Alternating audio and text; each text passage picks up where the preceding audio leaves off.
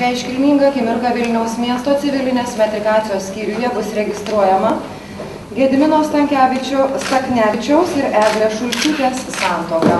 Pasiryžę suburti šeimą ir ar norite vesti Eglę Šulčiūtę? Gerbiamoji Eglė Šulčiūtė, ar jūs sutinkate tekėti iš Gedimino Staknevičiaus? Žinoma krepšininkė Lietuvos rinktinės puolėja Eglė Šulčiūtė ir jos išrinktasis Gediminas Staknevičius parašais sutvirtino savo gyvenimą.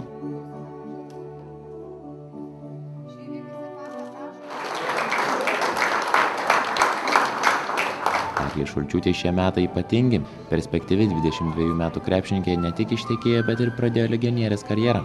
Šulčiūtė sezoną pradėjo Vilniaus TEV klube, tačiau baigė Parmos Lavezinė ekipoje Italijoje.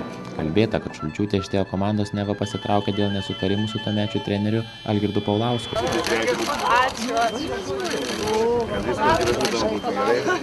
Tačiau šeštadienio popietę šalia sostinės Santuokų rūmų pasirodęs dabar Rusijoje dirbantis krepšinio specialistas šiltai sveikino savo buvusią auklėtinę. Tarp jaunosios pamergių buvo dar kelios buvusios komandos draugės – Aušra Bimbaitė, Sandra Valužytė.